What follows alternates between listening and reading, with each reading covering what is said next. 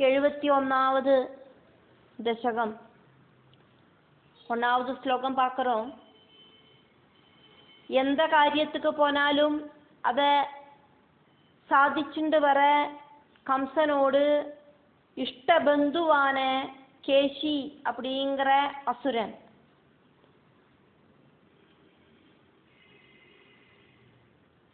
குதிரையோடு ரூபம் സ്വീകരിച്ചുണ്ട് ഭഗവാനെ കൊല്ലർത്തുക്ക് കിളമ്പിനാൻ.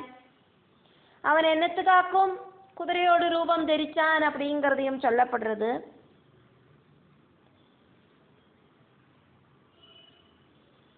லக்ஷ்மி தேவியால பிராபிக்கப்படுறதுக்கு சாதிக்கிறவன் அப்படின்னும் குதிரையால பிராபிக்கப்படுறதுக்கு சாதிக்கிறவன் அப்படின்னும் சிந்துஜாவாப்பியன் அப்படிங்கிறதுக்கு 2 அர்த்தம் இருக்கு. அப்போ பகவான் சிந்துஜாவாப்பியனாக்கும் அப்படின்னு நினைச்சா மாதிரி அந்த அசுரன் குதிரையோடு ரூபத்தை தரிச்சுண்டு வந்தான்.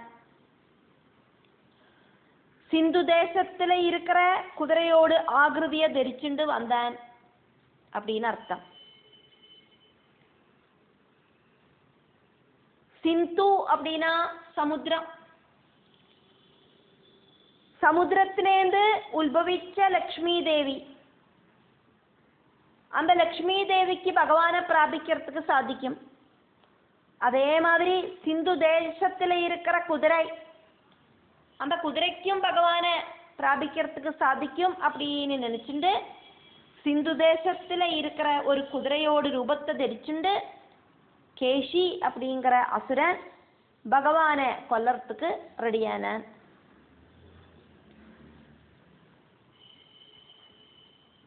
பட்டதிரி ஒரே வாக்க 2 அர்த்தத்துல காவிய பாவனையில வர்ணிக்கிறார். மகாலட்சுமிக்கு அதிசீக்கிரமா பாலாழி அப்படிங்கிற சமுத்திரத்திலேருந்து உயர்ந்து வந்ததால பகவானை கிடைச்சதால குதிரையோடு ரூபத்தில் இருக்கிற அசுரன் கேசி சிந்து தேசத்திலேருந்து வந்துட்டு பகவானை பிராபிக்கலாம் அப்படின்னு நினைச்சேன். சிந்து அப்படின்னா சமுத்திரம். சிந்து அப்படிங்கிற சமுத்திரத்துக்கு பதிலா சிந்து அப்படிங்கிற தேசத்திலேருந்து சிந்து தேசத்திலேருந்து வந்த கேசி சும்மாவாவதும் தனக்கும் பகவான் கிட்ட அதிசீக்கிரமா எத்தலாம் அப்படின்னு நினைச்சிட்டாக்குமோ அந்த தேசத்திலேருந்தே வந்தது அப்படின்னு பட்டதிரி இங்க கவி பாவனையில சொல்றார். சிந்துவாஜி ரூபத்துல அசுரன் பகவான் கிட்ட வந்தான் அப்படின்னாக்கும் பட்டதிரி சொன்னது. சர்வேஷு அபி யத்னேஷு எல்லா பிரவൃத்திகளிலும் ந அவகேஷி தோல்வி அப்படின்னு இல்லாத கேசி.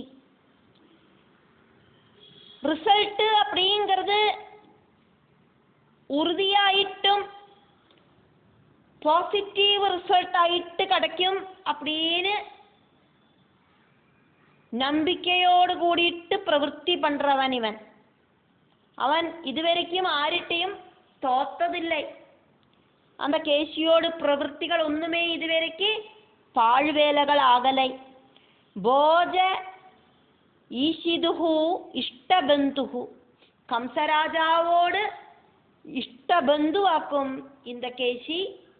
சஹ கேசி அப்படியெல்லாம் இருக்கிற கேசி அப்படிங்கிற அசுரன் சிந்துஜ அவாப்பிய இதி இவ மத்வா சமுத்திரத்திலேருந்து ஜனிச்ச லக்ஷ்மி தேவிக்கு பகவானை பிராபிக்கிறதுக்கு ஈஸியாக்கும் அப்படின்னு நினைச்சிட்டாயிருக்கும். சிந்துஜ வாஜி ரூபஹா சிந்து தேசத்துல ஜனிச்ச குதிரையோடு ரூபத்துல துவம் பகவானே உங்களோடு சம் பிராப்தவான் ரொம்ப பக்கத்துல வந்து சேர்ந்தது. கேசி அப்படிங்கிற அசுரனோட சாமர்த்தியத்தை இங்க எடுத்து சொல்லப்படுறது. அந்த அசுரன் கம்சனோடு ரிலேட்டிவ் ஆக்கும் அப்படின்னு சொல்லப்படுறது. கேசி சிந்து தேசத்திலேருந்து வந்ததால ரொம்ப ஈஸியாயிட்டு பகவான் கிட்ட எத்திச்சேரலாம் அப்படின்னு அவன் நினைச்சதாயிட்டு பட்டதிரி இங்க ஆச்சரியத்தோடு கூடிட்டு காவிய பாஷையில சொல்றார். ரெண்டாவது ஸ்லோகம். பாபன் துஷ்டன் அப்படி இருக்கிற அந்த அசுரன் கேசி குதிரையோடு ஷேப்பில் வந்தான். அதே மாதிரி கானகந்தர்வன மாதிரி பாட்டெல்லாம் பாடினான். ஆனா அவனோட பாட்டை கேட்டு எல்லாரும் ஓடி போயிட்டா பயந்துட்டு.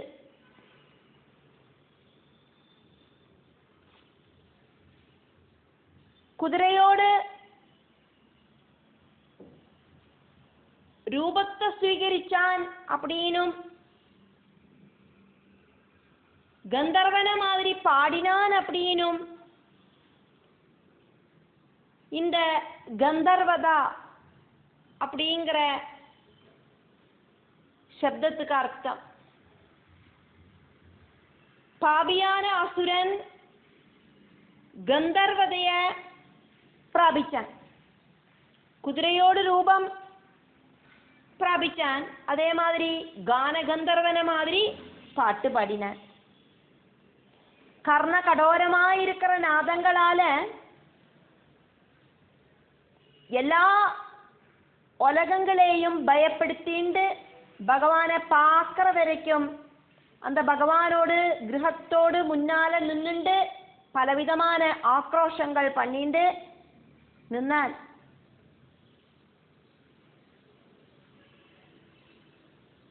ரொம்ப ரொம்ப சாஃப்டா இனிமையா பாடுறதுக்குள்ள எபிலிட்டி கந்தர்வனுக்கு உண்டு. ஆனா இங்க கேசி குதிரையோடு ரூபம் எடுத்துட்டது கானகந்தர்வன மாதிரி பாட்டெல்லாம் பாடித்தினாலும் அந்த பாட்டை கேட்டு எல்லாரும் ஓடி போனா. கந்தர்வன் பெரிய பாட்டுக்காரனாக்குமே, குதிரை கந்தர்வன மாதிரி பாட்டு பாடித்து எல்லாரையும் பயப்படுத்திட்டு. ஏஷ பாபஹா பாபியான கேசி அப்படிங்கிற அசுரன் கந்தர்வதாம் கதஹா அபி கந்தர்வதைய பிராபிச்சான். அப்படின்னாலும் கந்தர்வ ரூபம் அப்படின்னாக்கா குதிரையோடு ரூபம். அந்த குதிரை கந்தர்வன மாதிரி பாடவும் முயற்சி பண்ணிட்டு அந்த பாட்டு ரூட்சைஹி நாதைஹி ஒருத்தருக்கும் பொறுக்க முடியாத கர்ண கடோரமாயிருந்தது. எல்லாரும் காத பொத்திண்டு ஓடுறதுக்கு ஆரம்பிச்சா. சம் உத்வேஜித சர்வலோகா സർവലോക ജനങ്ങളെയും നന്നായിട്ട് ഭയപ്പെടുത്തി വറപ്പിച്ചുണ്ട്. ഭവ വിലോക അവധി ഭഗവാൻ ശ്രീകൃഷ്ണനെ പാക്കറ വരയ്ക്കും ഗോപവാടിയും അമ്പാടിയെ മുഴുവൻ ശ്രീകൃഷ്ണൻ വസിക്കற ഗോകുലത്തെ മുഴുവൻ പ്രമർദ്യ നന്നാ അടിച്ചൊടച്ച് നശിപ്പിച്ചത്. പുനഃ അതുക്കപ്പുറം ஆபதது துவாம் பகவானை ஆக்கிரமிக்கிறதுக்கு பகவான் கிட்ட பாஞ்சு வந்தது. மூணாவது ஸ்லோகம். தார்க்ஷ்யன் அப்படின்னா கருடன். பகவான் கருடனில கால வச்சுப்பார். அப்படி ஒரு பழக்கம் பகவானுக்கு இருக்கு. அதுக்கு பதிலாயிட்டாக்கும் இந்த தார்க்ஷ்யன். இங்க தார்க்ஷ்யன் ஜனனக்கா குதிரை பகவானோடு நெஞ்சில கால வச்சதோ அப்படின்னு பட்டதிரி இங்க அதிசயமா அவரோடு சம்ஸ்கிருத பதங்களை யூஸ் பண்ணி எல்லாரையும் ஆச்சரியப்படுத்துறார். முன்னால பிருகு மகர்ஷி பகவானோடு நெஞ்சில ചവിട്ടിന കഥ കേട്ടിട്ട് എനക്കും ചവിട്ടണം நானும் ஃபேமஸ் ஆகணும் அப்படின்னு நினைச்சிட்டாக்குமோ இந்த கேசி அப்படிங்கிறவன் பகவானோடு நெஞ்சில மிதிச்சான். இப்படின்னெல்லாம் இந்த ஸ்லோகம்.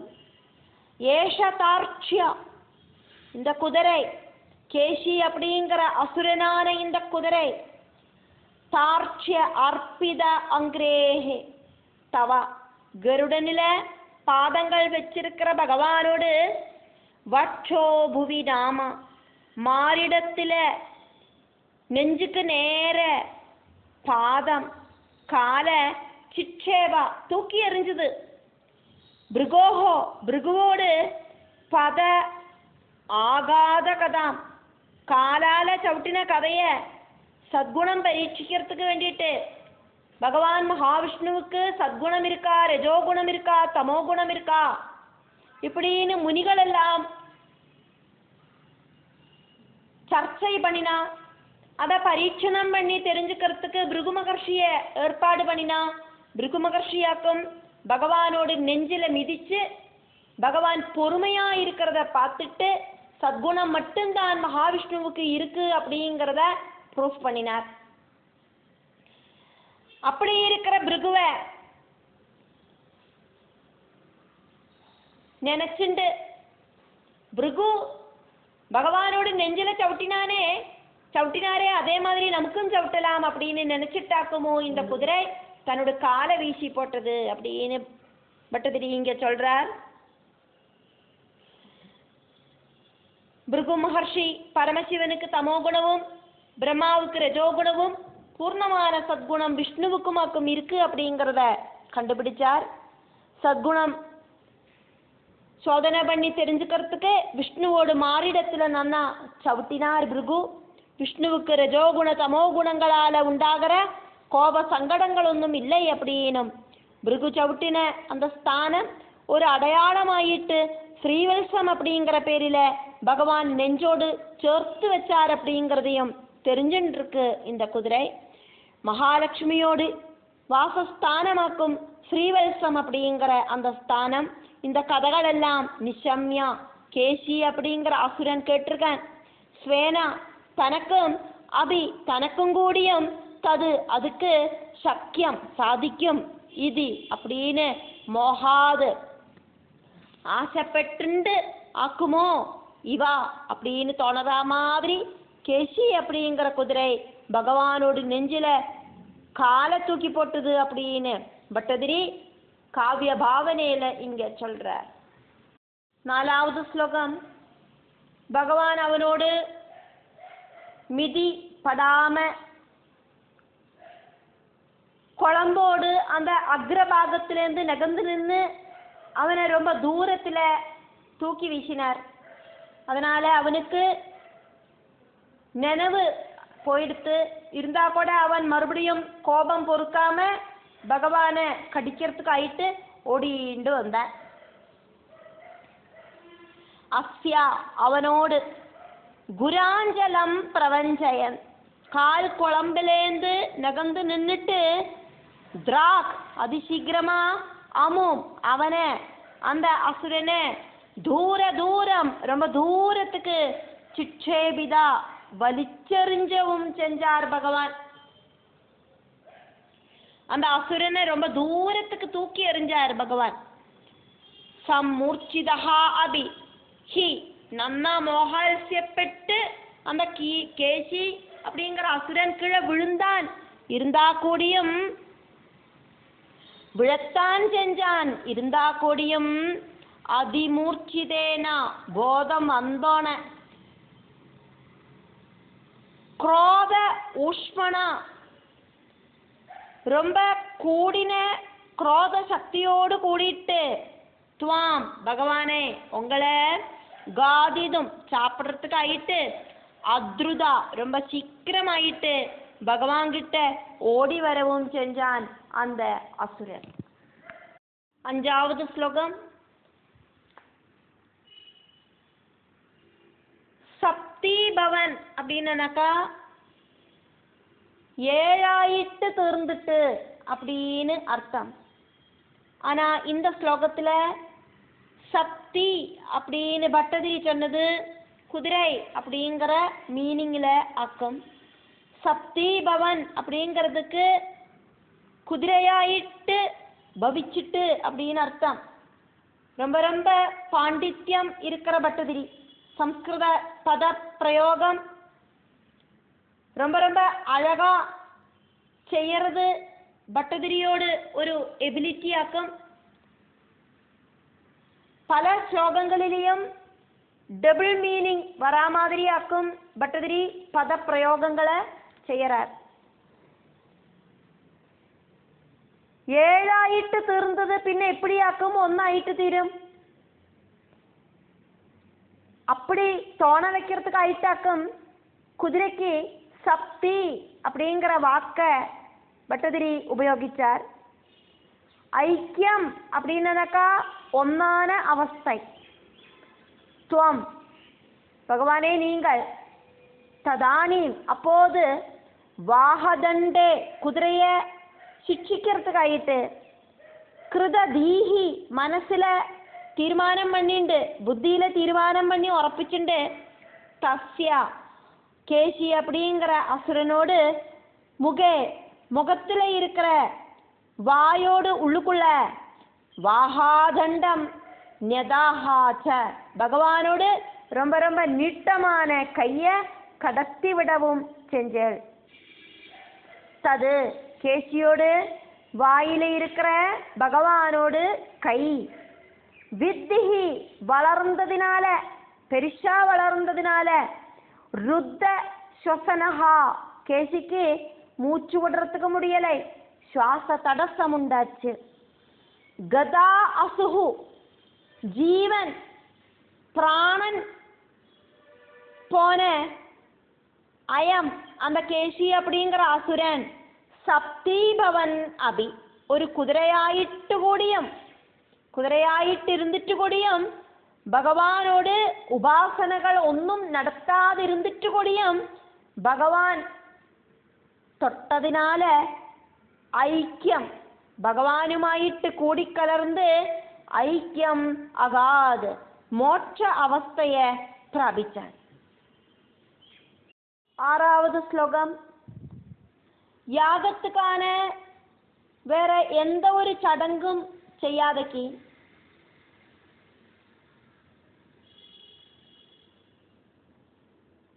പുതിയ ടൈപ്പ് യാഗം, അശ്വമേധയാഗം ചെയ്യറാ മാതിരിയാക്കും ഭഗവാൻ ഇങ്ങ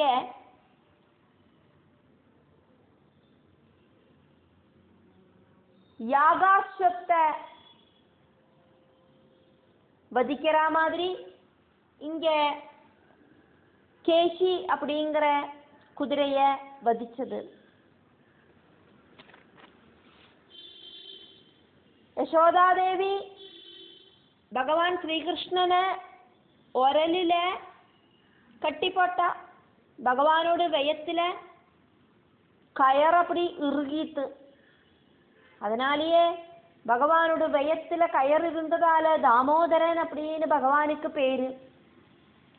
அதே மாதிரியே இங்க கேசி அப்படிங்கிற அசுரனை கொன்ன பகவான தேவர்கள் கேசவா அப்படின்னு ஸ்துதிச்சா அப்படின்னு பட்டதிரி சொல்றார். பசோஹோ மிருகத்தை ஆலம்ப மாத்திரேன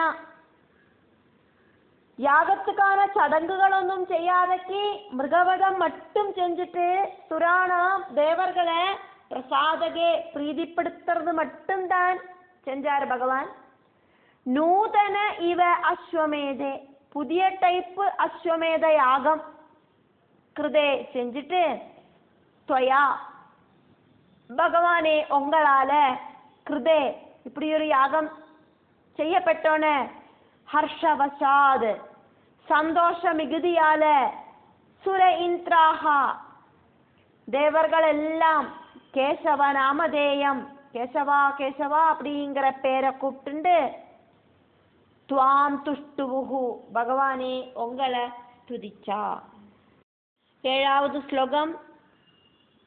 ஸ்ரீநாரதன் கம்சன் கிட்ட பகவான் ஸ்ரீகிருஷ்ணன் வசுதேவரோடு புத்திரனாக்கும் அப்படின்னு சொன்னார்.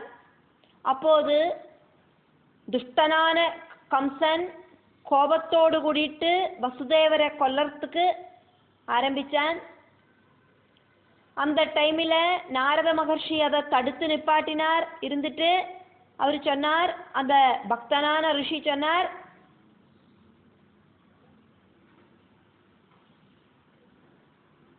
கொல்லாதே அப்படின்னு. இப்போ அந்த நாரத மகர்ஷி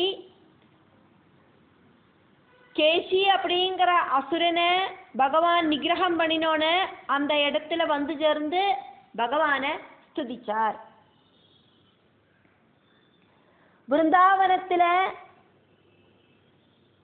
பலவிதமான திருவிளையாடல்கள் எல்லாம் நிப்பாட்டுறதுக்கான டைம் ஆயாச்சு. அடுத்த திருவிளையாடல்கள் மதுராபுரியிலே ஆக்கும் அப்படின்னு தீர்மானம் பண்ணிட்டு பகவான் நாரதர்கிட்ட சொன்னதால நாரதர் உண்மையான அவஸ்தைய கம்சன் கிட்ட போய் சொல்றார். யசோதை நந்தகோபரோடு புத்திரனாயிட்டு வளர்ந்து வர ஸ்ரீகிருஷ்ணனாக்கும் தேவகி வசுதேவர்களோடு 8வது புத்திரன் அப்படின்னும் ரோஹிணியோடு புத்திரனான பலராமனாக்கும் தேவகி வசுதேவர்களோடு 7வது புத்திரன் அப்படின்னும் கம்சன் கிட்ட நாரதர் சொன்னோன்னே கம்சனுக்கு கோபம் அதிகடினமாயிட்டு வந்தது. கண்ட்ரோல் செய்யறதுக்கு சாதிக்காத்தത്രയും கோபம் வந்தது. நாரதர் சமாதானப்படுத்தினார். எல்லா அசுரர்களையும் பகவானோடு கிட்டக்க கொண்டு போய் சேர்க்கிறது அப்படிங்கிறது நாரதரோடு டியூட்டியாக்கும். வராகமூர்த்தியோடு அவதாரம் எடுத்த பகவானோடு கிட்ட ரசாதலத்திலேந்தும் ஹிரண்யாட்சனை கொண்டு வந்து சேர்த்தா மாதிரி அந்த வேலையைத்தான் நாரதர் செஞ்சுட்டு இருக்கார். நாரதர் கலகம் நன்மையிலேயே முடியும். தே பகவானே, நீங்கள் ஷௌரி சுதத்துவம் வசுதேவ புத்திரனாக்கும் அப்படிங்கிற விஷயம் கம்சாய உக்துவா கம்சங்கிட்ட சொல்லிட்டு அதை தெரிஞ்சு ரொம்ப ரொம்ப கோபம் வந்த கம்சன் தது வதோத்கம்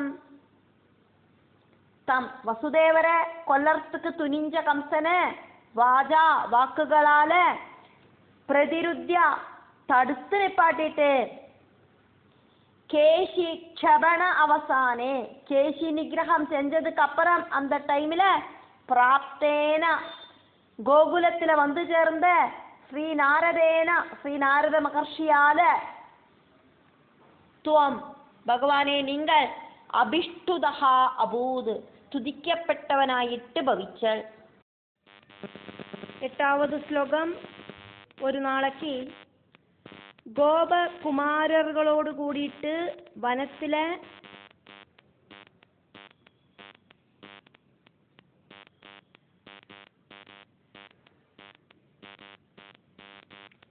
ஒளிஞ்சு விளையாடின்னு இருந்த பகவான் கிட்ட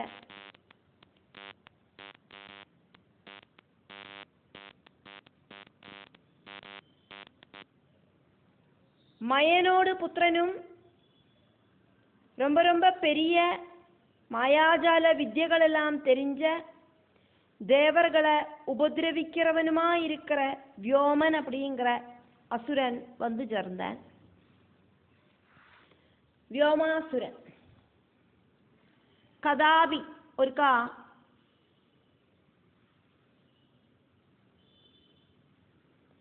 துரந்த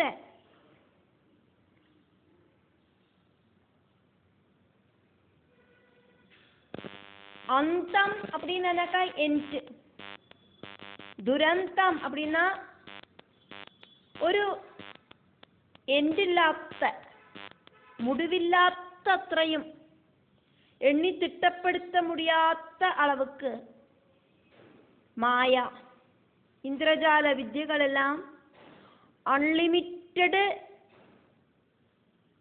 மேக்னிக்கல் பவர் அப்படி இருக்கிற பவர் இருக்கிற மேஜிக் நன்னா தெரியற மயனோடு ஆத்மஜஹா புத்திரனும்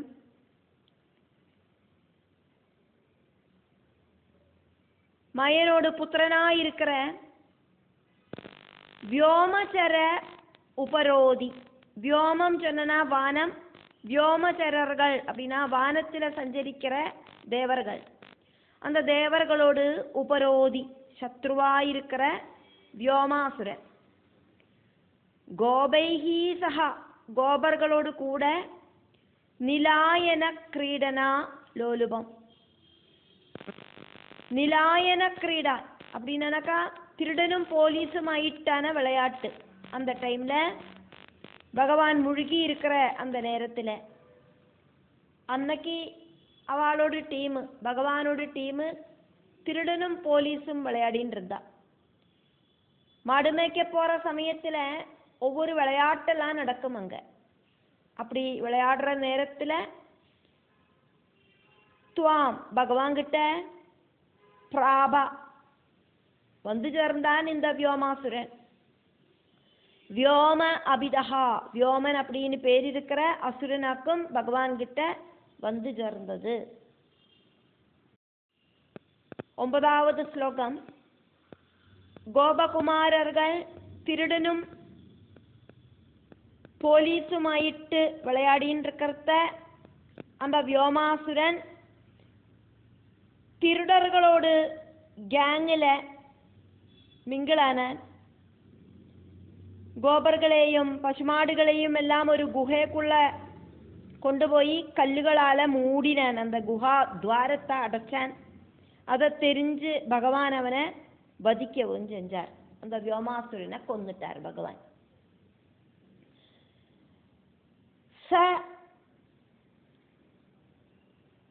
அப்படின்னா இங்க அந்த பலவிதமான மாயாஜால வித்தியகள் எல்லாம் தெரிஞ்சிருக்கிற வியோமாசுரன்.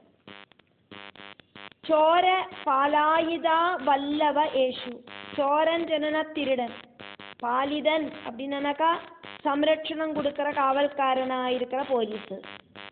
திருடனும் போலீஸுமாயிட்டு கோபர்களோடு கூட விளையாடுற பகவானோடு அந்த விளையாட்டு டைமில் அங்க பகவான்கிட்ட வந்து சேர்ந்த அந்த அசுரன் வல்லவேஷு கோபர்களோடு இடையில சோர ஆயுதா திருடனாயிட்டு திருடனோட ரோலில் ஆக்ட் பண்ணிட்டு கோபசிசூன் பசூன்சா கோபகுமாரர்களையும் மாடுகளையும் எல்லாம் குஹாசு குஹகளில் கிருத்வா கொண்டுപോയി அடைச்சிட்டு ശിലാഭിഹി പാറക്കല്ലുകളാൽ